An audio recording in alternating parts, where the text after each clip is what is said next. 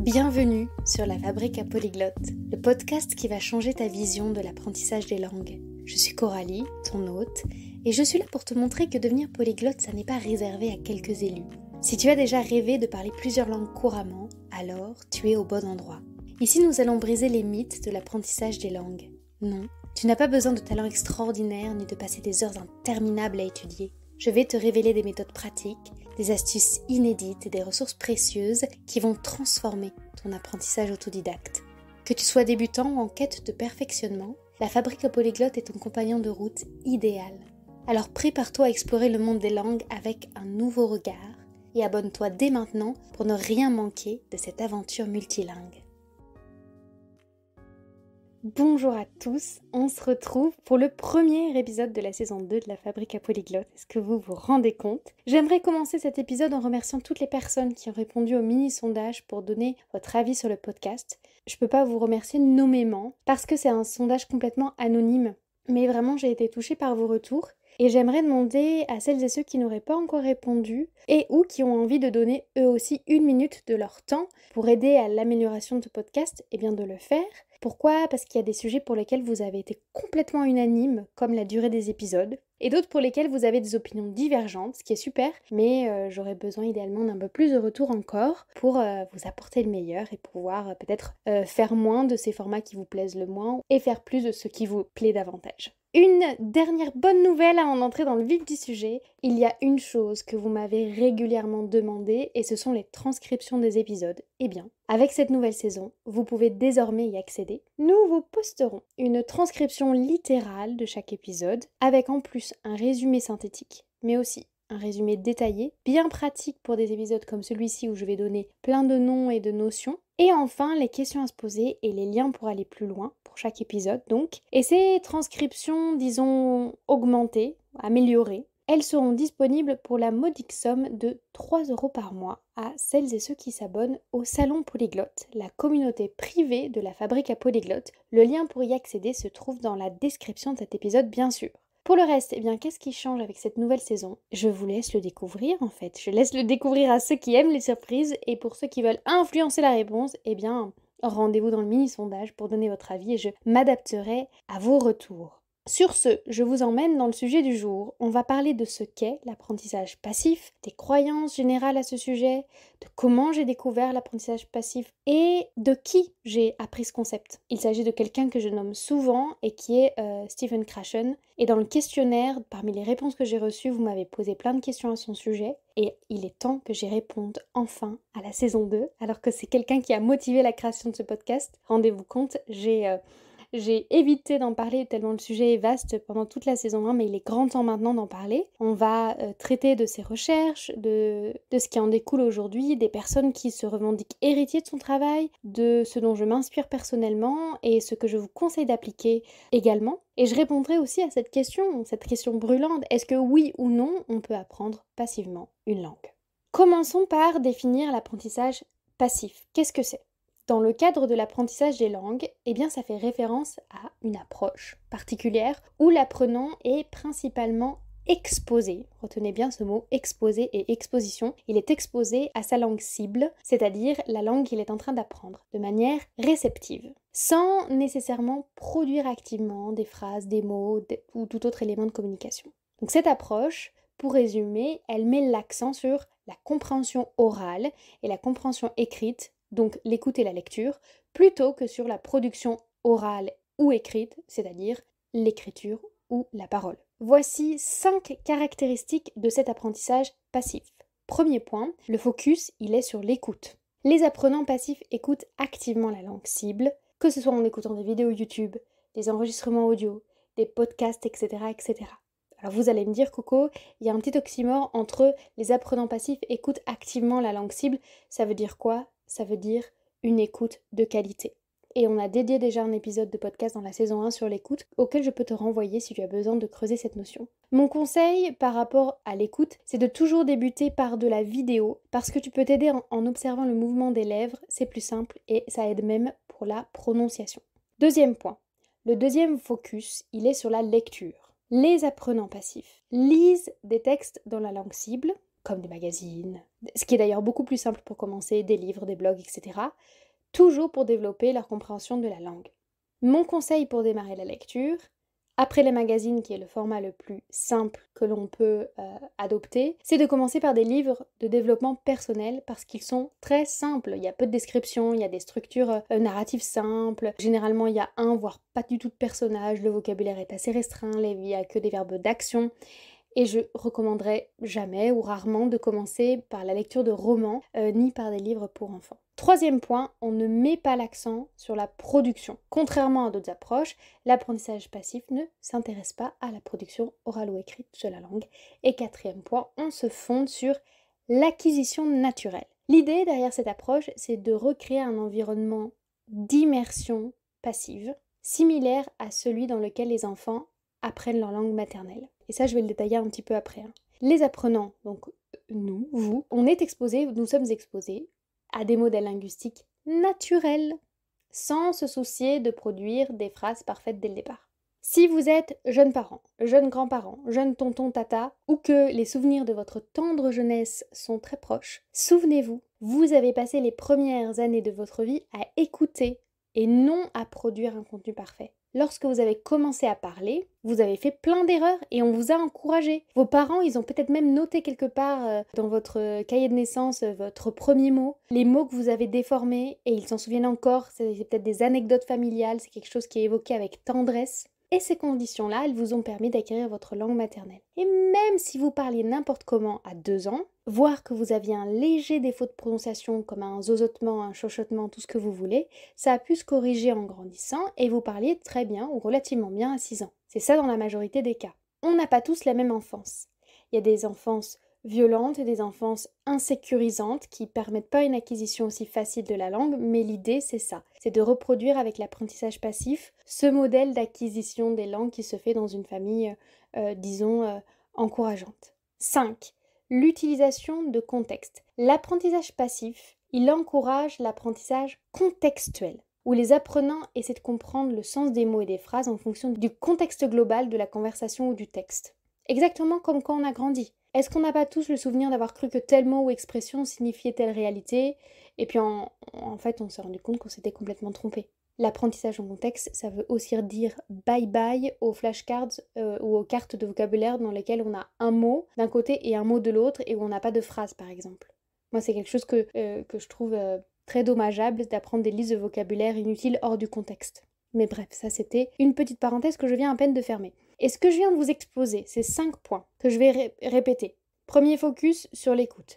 Deuxième focus sur la lecture. 3, on ne met pas l'accent sur la production. 4, on se fonde sur l'acquisition naturelle, donc l'environnement d'immersion passif. 5, on utilise ce vocabulaire en contexte, on contextualise tout ce qu'on apprend. Ces 5 points, c'est la traduction pratique de ce qui a été théorisé par Stephen Krashen, notamment parce qu'il est loin d'être le seul à avoir fait des recherches sur le sujet, mais c'est celui que je connais le mieux, qui fait partie des gens les plus connus dans le domaine. C'est un nom que vous retrouverez beaucoup dans la bouche de linguistes, et moi, c'est quelqu'un qui me permet de faire le tri entre ceux qui s'en réclament héritiers et ceux qui appliquent une méthode, disons, scolaire, parce que les résultats pour moi de cette méthode naturelle ont été fous, vraiment. Et dans le bon sens, hein. Mais ça, je vous en parle un peu plus tard. Donc, en tant qu'apprenante, je fais hyper attention de regarder qui parle de Stephen Krashen ou qui a adopté ces principes dans sa méthode d'enseignement. Donc, Stephen Krashen, qui c'est ? C'est un linguiste, un chercheur en acquisition des langues et un professeur émérite de l'Université de Californie à Los Angeles. Il est largement reconnu pour ses travaux, qui ont été assez influents, on peut le dire, hein, même très influents dans le domaine de l'acquisition des langues, disais-je. En particulier son plaidoyer en faveur des méthodes d'enseignement des langues basées sur la compréhension et l'exposition à du contenu linguistiquement riche. Voilà, pour une traduction en français peut-être pas des plus fidèles. 4 points de ce que vous devez retenir de Stephen Krashen, de son travail. Première chose, la théorie de l'acquisition des langues. On a reçu sur le podcast Steve Kaufman, qui parle plus de 20 langues. On a bien parlé de cette différence entre apprentissage et acquisition. Donc, première chose, au niveau du travail de Stephen Krashen, la théorie de l'acquisition du langage, puisqu'il distingue l'exposition à la langue, c'est-à-dire l'apprentissage inconscient et intuitif, à l'apprentissage classique, c'est-à-dire à un apprentissage conscient des règles grammaticales. Deuxième chose que tu peux retenir de Stephen Krashen, l'hypothèse de l'input compréhensible ou the comprehensible input, qu'on va traduire en français par l'hypothèse de l'exposition compréhensible de la langue. Il n'y a pas de bonne traduction pour le moment. Tu trouveras beaucoup de contenu sur internet qui sera comprehensible input en anglais, mais input comprensible en espagnol. Voilà, c'est pas trop traduit, cette notion-là. Je sais que ça te fait beaucoup d'informations, mais l'idée c'est que je te donne des petits points, c'est comme une initiation, un buffet, et après tu pourras aller creuser chaque domaine, et puis nous on aura évidemment l'occasion de revenir sur chacun de ces points dans divers épisodes. Donc qu'est-ce qu'elle nous dit cette hypothèse ? Eh bien elle affirme que l'apprentissage d'une langue, ça se produit lorsque l'apprenant c'est toi, c'est moi, il est exposé à une langue dont le contenu est situé au-dessus de son niveau actuel dans cette langue, mais qui reste compréhensible grâce au contexte et à des indices visuels ou auditifs. Ça veut dire quoi ce charabia ? Quand tu étais bébé, on te parlait comme à un bébé. Et alors bébé, il a bien dormi bébé ? Il est où le bibi de bébé ? Il est là le bibi ? C'est qui va boire son biberon ? Et ça, le fait qu'on vous parle comme ça vous a permis d'apprendre votre langue maternelle, d'acquérir votre langue maternelle. Une étude a été menée sur des nourrissons, donc la moitié des nourrissons étudiés sont des nourrissons à qui on a parlé comme à des bébés, comme ce que vous venez d'entendre, comme l'exemple que je vous ai fait. Et l'autre moitié, eh bien au contraire, leurs parents leur ont parlé comme à des adultes, avec un niveau de langage beaucoup plus riche, du type « Attends bébé, je suis pas encore prête, le lait maternisé n'est pas encore prêt, n'est pas chaud, je dois vérifier la température avant de te donner à manger, etc. etc. » Eh bien les résultats sont que les enfants à qui on a parlé avec un langage plus riche dès le plus jeune âge, eh bien, contrairement à ce qu'on pourrait croire, ils ont mis beaucoup plus longtemps à acquérir la langue. Parce que chaque jour, ils étaient exposés à un nombre beaucoup plus grand de mots à comprendre et de structures de phrases. Donc c'est beaucoup moins digeste. Et c'est exactement ce qui se passe quand tu commences avec des ressources qui sont à un niveau beaucoup trop élevé pour toi. En gros, si on écoute une ressource dont on comprend déjà 80%, alors acquérir les 20% restants, eh bien c'est beaucoup plus simple. Au contraire, si tu regardes un film dont tu comprends que 10 à 20%, eh bien là tu retiendras rien ou quasiment rien. C'est la même chose pour la lecture. Des recherches hyper intéressantes ont été menées dans des écoles au Japon, mais on ne va pas aller en détail dans tous les sujets. Permets-moi d'aller au point suivant.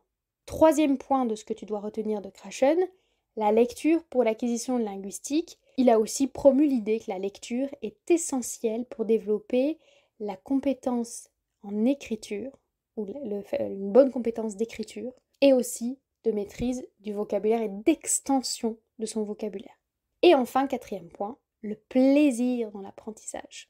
Il préconise, ce cher monsieur, de créer un environnement d'apprentissage agréable, où les apprenants, où toi et moi, nous sommes motivés par notre intérêt pour le contenu plutôt qu'animés par une pression externe. Parce que ça, c'est pas très long terme, on est d'accord.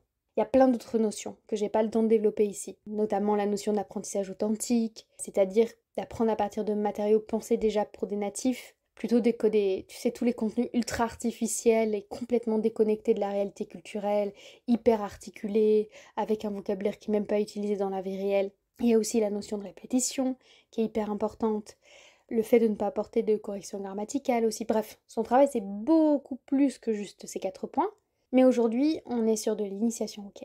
Alors je résume ces 4 aspects du travail de Krashen que tu dois retenir. 1. La distinction entre acquisition intuitive et apprentissage conscient des règles de grammaire. Deuxième point, input compréhensible, s'exposer à du contenu que l'on comprend déjà en grande partie. Troisième point, la lecture est essentielle. Quatrième point, le plaisir joue un grand rôle dans notre apprentissage des langues. Et comment j'ai découvert ces théories ? J'en parle déjà un petit peu dans l'épisode 0 du podcast et aussi dans l'épisode 1. Je suis tombée dans le domaine des langues un peu par hasard, même si en toute honnêteté il y avait un terrain, disons, prédisposé. Mais ce qui s'est passé, c'est que j'ai acquis sans effort l'anglais grâce à YouTube. J'avais absolument pas prévu d'améliorer mon anglais, mais je consommais des contenus de personnes anglophones que je suivais sur YouTube, mais aussi du contenu via des plateformes de MOOC, notamment et principalement Future Learn. Donc j'utilisais l'anglais, surtout pour lire et écouter, et quand j'ai été amenée à le parler et que j'ai mesuré tout ce que j'avais appris sans même m'en rendre compte. C'était un moment un peu waouh, et je me suis dit, il faut que je comprenne ce qui s'est passé pour pouvoir le reproduire. Et j'ai assez vite découvert le travail de Krashen parce que c'est quelqu'un de connu, qui est très présent dans la sphère anglophone, et quand j'ai vu à quel point ces théories étaient peu évoquées dans le monde francophone, dans cette sphère-là, je me suis dit, eh ben, il est temps de faire un podcast, il est temps d'en parler, il est temps d'expliquer qu'il y a aussi toute une partie passive, toute une partie d'acquisition naturelle et intuitive de la langue qu'on néglige absolument. Entre-temps, entre le moment où j'ai découvert son travail et où j'ai créé le podcast, il y a bien sûr eu un moment où j'ai testé cette approche-là et ces théories, où je les ai remaniées à ma sauce avec mon italien et où j'ai obtenu des résultats qui ont fait que m'encourager dans cette voie-là.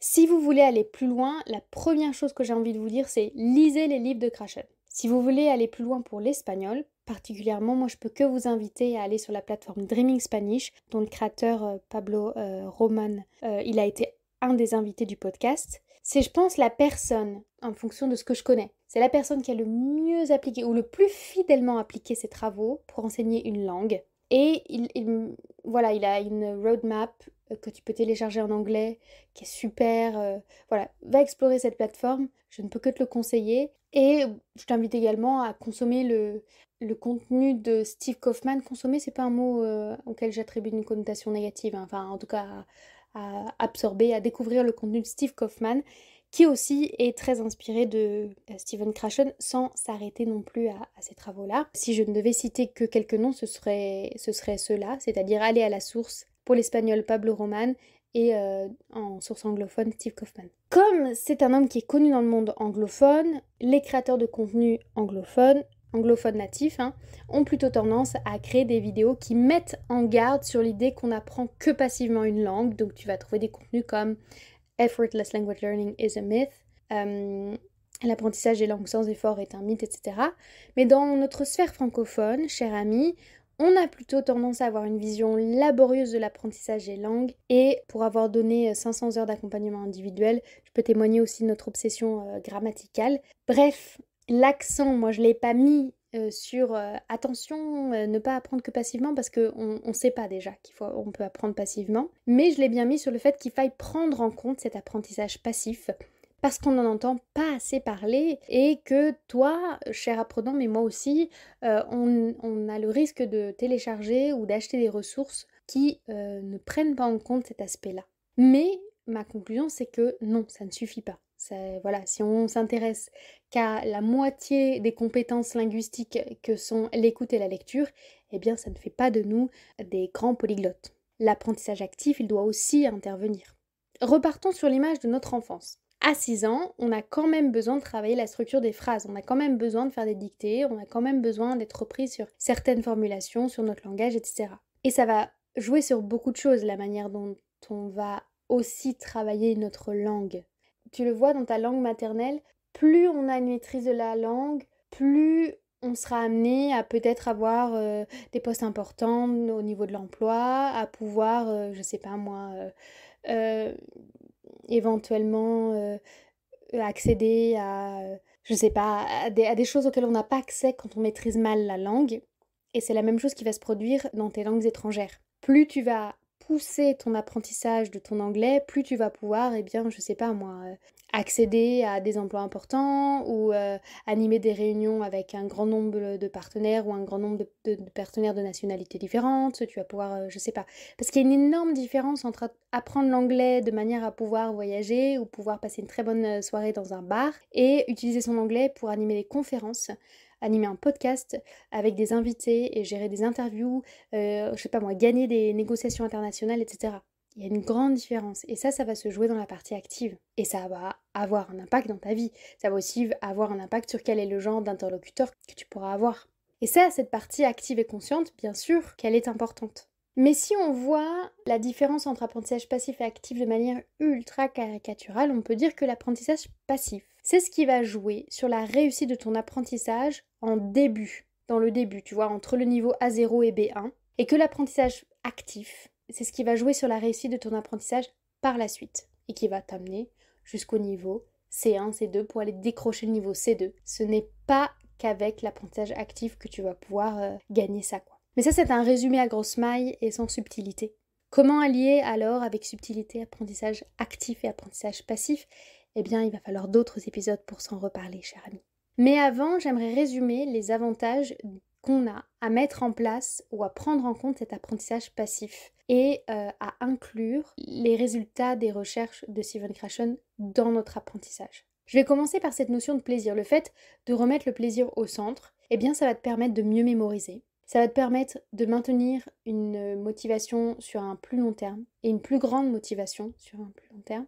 Le fait d'écouter et de lire du contenu authentique, c'est vrai que j'en ai pas beaucoup parlé, mais ça évite d'utiliser des structures de phrases ou du vocabulaire complètement has-been et d'être vraiment plus en lien avec la langue telle qu'elle est utilisée dans le pays ou la culture de ta langue cible, de celle que tu apprends.